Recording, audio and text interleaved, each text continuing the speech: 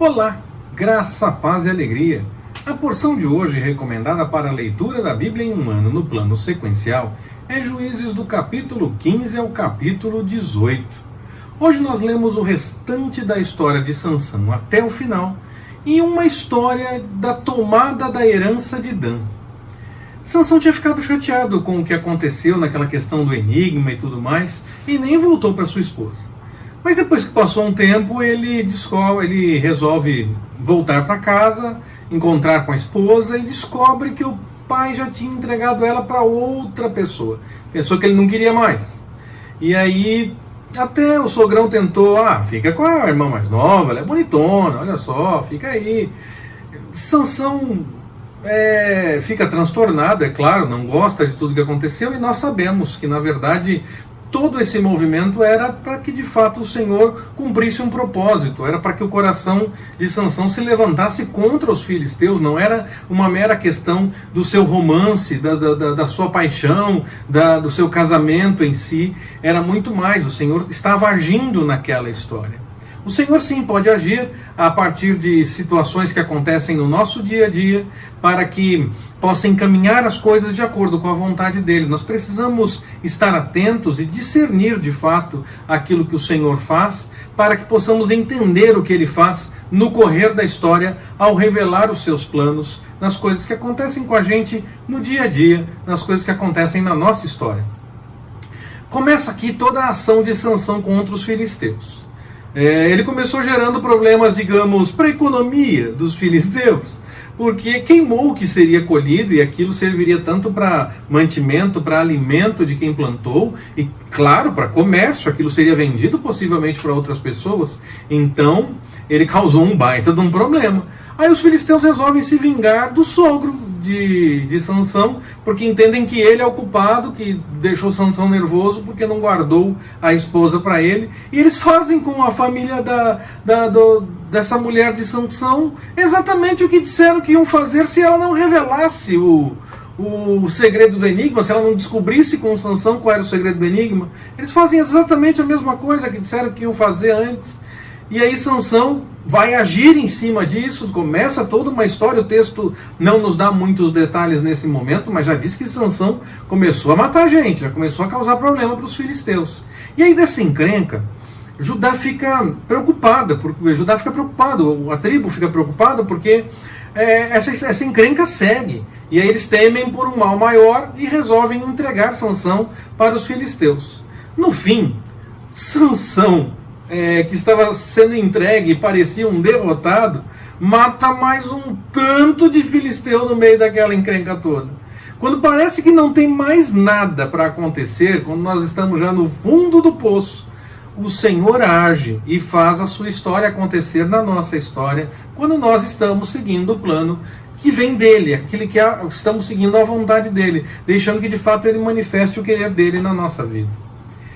É aqui que fala que Sansão foi juiz por 20 anos em Israel. Esse é o primeiro momento que fala isso. Possivelmente as histórias daqui para frente sejam sequência desse momento. Não sei se há uma diferença de ordem cronológica dentro da história de Sansão, mas eu acredito que não. Eu acredito que aqui nós estamos falando de uma sequência de fato de eventos que aconteceu na vida dele e talvez os 20 anos seguintes em que ele de fato julgou Israel, possivelmente começou aqui.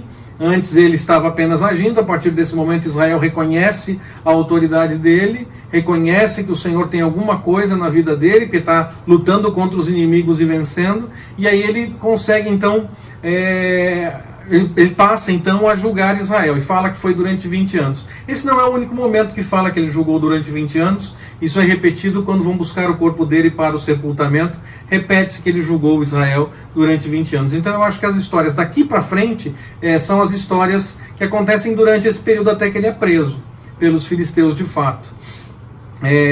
Antes ele ainda estava agindo e mostrando que de fato tinha um chamado da parte do Senhor e que estava agindo de acordo com a vontade do Senhor, salvando o povo, até que o povo reconhece a sua autoridade e ele passa então a ser juiz de fato em Israel. Se em todo Israel, não sei, eu não vejo os juízes atuando de forma completa em todas as tribos, mas ele de fato tem destaque para todas as tribos.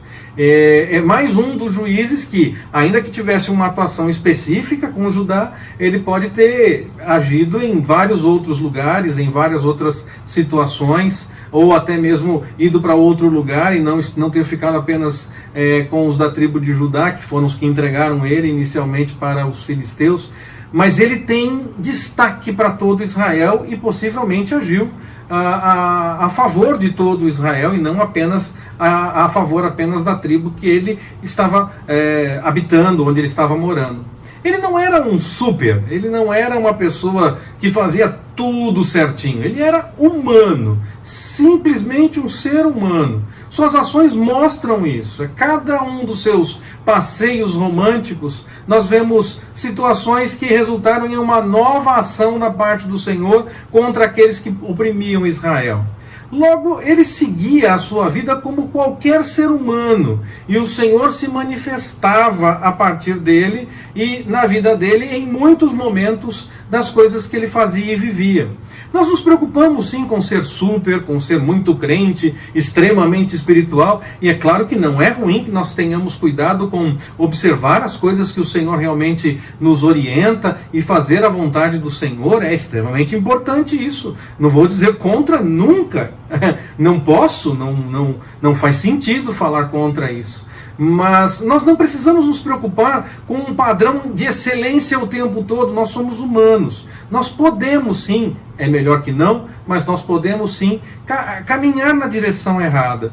O importante é reconhecer que fizemos a coisa que não deveria ser feita e seguir o plano do Senhor. Ou reconhecer o que o Senhor tem para fazer a partir daquela situação, por que nós chegamos àquela situação, para então manifestar a vontade dele a partir daquilo, como foi com Sansão. Ele vivia as coisas e então o Senhor agia a partir dele, porque ele estava de fato debaixo do plano do Senhor. Às vezes ele fazia coisas que nós podemos achar que não são as mais agradáveis para se fazer. Mas ainda assim o Senhor agia a partir da vida dele. E é exatamente por isso que eu gosto da Bíblia. Ela não esconde essas histórias que podem parecer estranhas, que podem parecer até desagradáveis para nós. Mas ela mostra para deixar claro que o Senhor age a partir da história da humanidade, se revelando e cuidando daqueles que são seus, daqueles que buscam a sua vontade. Nós chegamos então à história mais conhecida de Sansão, é o seu relacionamento com Dalila. Mais uma vez uma mulher é usada para tirar de Sansão uma informação, um segredo que ele guardava. Sansão podia ter sido um pouquinho mais esperto, não podia? Vamos combinar? Sansão podia ter sido um pouquinho mais esperto, né? Ele já tinha passado por isso com a outra esposa. Dalila fez algumas vezes, como se tivesse... Ele pode ter pensado que ela estava só tentando testar, estava só tirando sarro, mas então ele não podia dizer o que de fato poderia mudar a história dele. Ele não poderia ter revelado, porque ela estava deixando claro que estava fazendo testes, pelo menos. Então ele podia ter sido um pouquinho mais esperto, mas... se ele tivesse sido um pouquinho mais esperto, as coisas não teriam acontecido da forma como aconteceram. Então, o plano do Senhor estava se revelando a partir de tudo aquilo. Nós pensamos apenas nas coisas boas como parte do plano do Senhor, as coisas agradáveis, mas a Bíblia nos revela em Romanos que todas as coisas colaboram para o bem daqueles que amam ao Senhor. Todas. Não só as coisas boas. Todas. Todas elas fazem parte de um plano, de uma direção que o Senhor tem para desenvolver alguma coisa, quando nós estamos buscando a vontade dele e deixamos ele manifestar a sua vontade em nossa vida. Daquela situação o Senhor agiu mais uma vez e os filisteus tiveram mais uma vez problema. Eles pensaram que tinham derrotado Sansão, mas diferente do que muita gente pensa, até o texto faz a gente entender isso. Parece que o cabelo era toda a força de Sansão estava simplesmente no cabelo. O texto diz isso, pastor. Não dá para contrariar. O texto diz que ele era nazireu desde o ventre, desde antes da concepção, porque essa instrução veio do anjo. Não foi um voto que os pais assumiram, quer seja antes da concepção, quer seja depois. Não foi um voto que ele próprio, Sansão, assumiu. Foi um voto que foi dado a partir do anjo, quando veio anunciar que Sansão seria concebido e ele seria nazireu desde o ventre. O nazireu não cortava o cabelo, tinha uma posição diferenciada, ele demonstrava a partir de alguns rituais, de algumas coisas, inclusive na questão do cabelo, que ele tinha um compromisso com o Senhor. Nós já falamos a respeito do voto de nazireu em outra mensagem. Nessa sequência mesmo de capa a capa nós falamos a respeito disso. Então, esse era o sinal visível do testemunho de que o Senhor estava agindo através da vida de Sansão. Mas quando nós lemos na história realmente de Sansão, quando ele vai enfrentar o leão, quando ele vai matar aqueles homens para tomar as roupas e pagar aquela aposta do enigma que ele fez e outras tantas situações, nós vemos que o Espírito do Senhor vinha sobre Sansão. Então, o que de fato dava força a Sansão era o Espírito do Senhor. Não era o cabelo era o sinal visível daquele testemunho de que ele tinha o selo do Senhor, seguia o caminho do Senhor e estava destacado para a obra do Senhor. Mas quando o cabelo dele é cortado, ele de fato perdeu esse testemunho visível. E esse testemunho visível no voto de Nazireu é parte do jogo, é parte da história. O Senhor poderia ter agido independentemente de qualquer situação, mas o Senhor tinha um plano. O plano do Senhor estava acontecendo e o último ato de Sansão seria para causar mais uma vez problemas aos filisteus. O texto até revela que o cabelo dele começou a crescer novamente, aquele que era o sinal visível dele, e aí então ele começa a ter esse testemunho mais uma vez. Mas o que realmente fez Sansão ter força novamente e agir ali naquele momento foi porque ele buscou o Senhor, foi porque ele orou ao Senhor. Quando ele declara a questão do cabelo, ele abre mão do voto dele.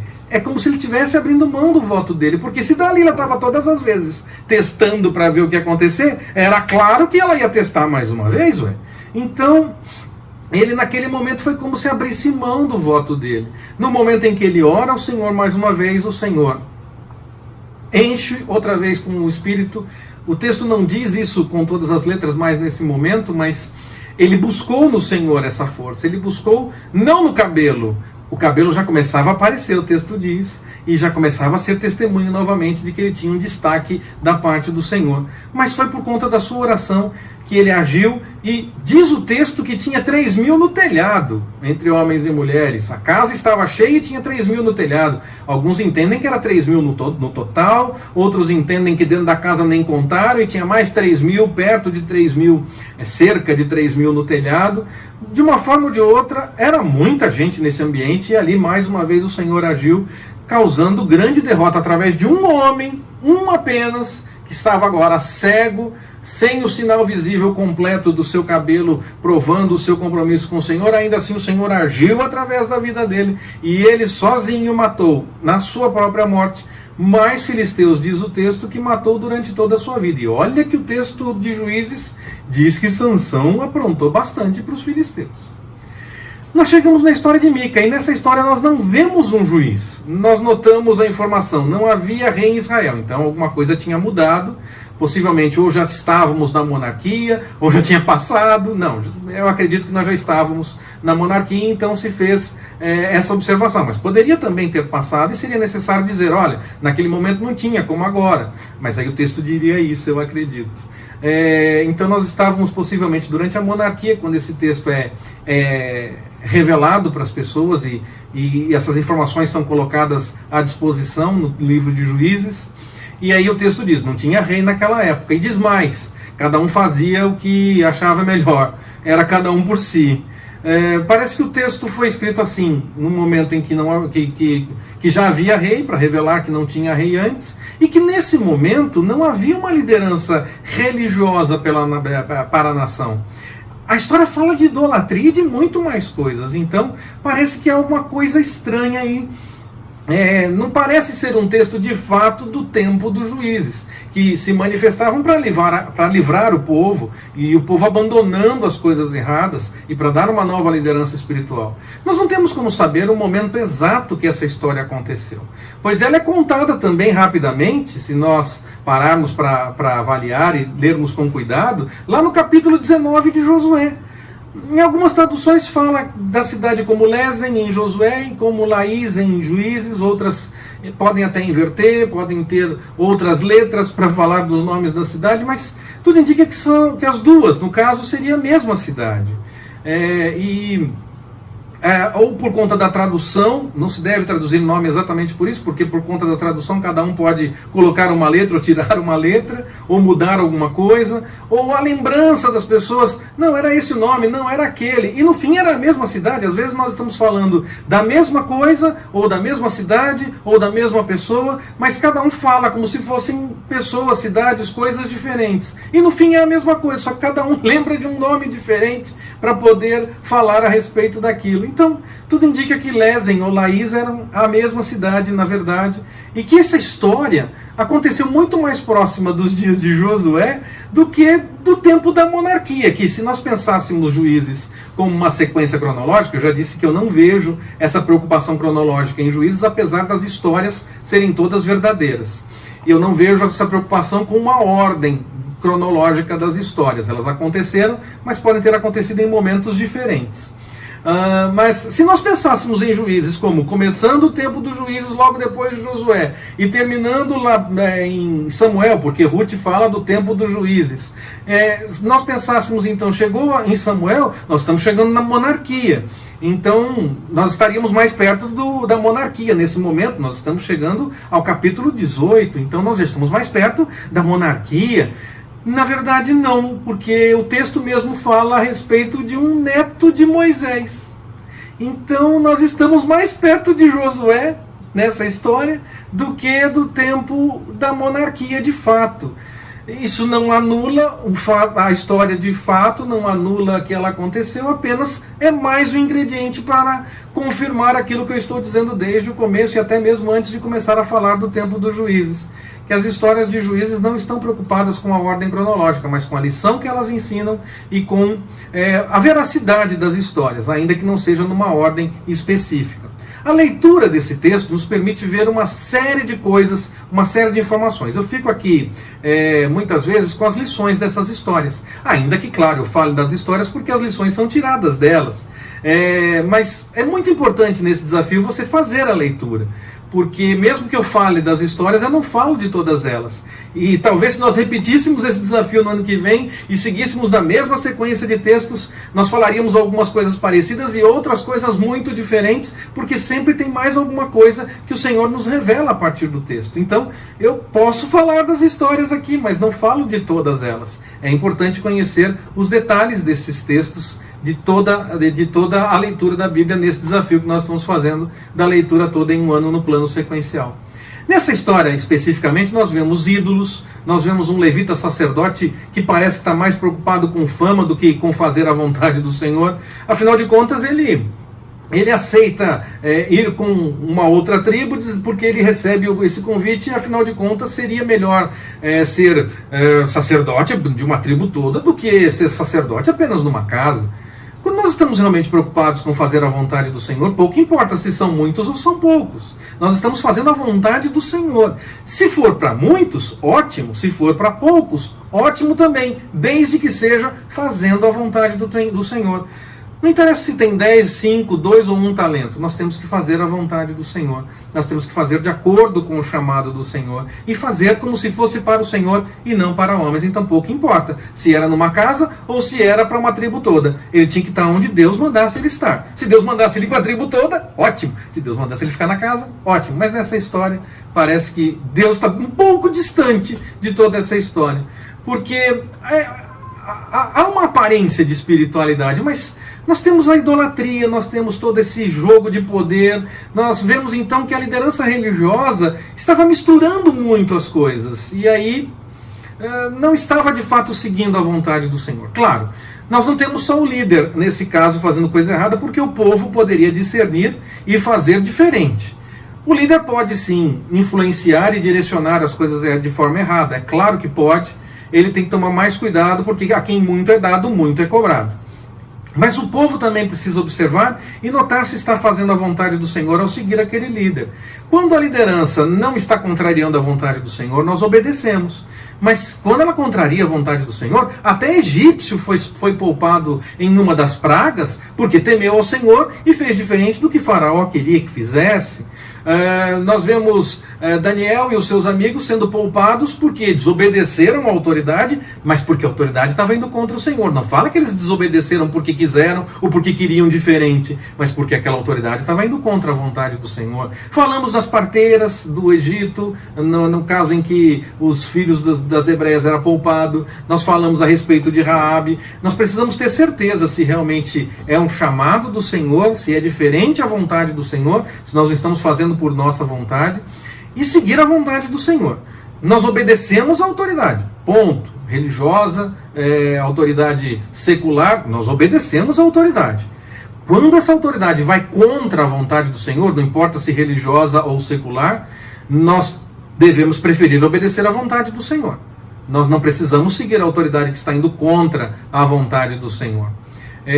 Então, obedecemos sim a autoridade, ponto.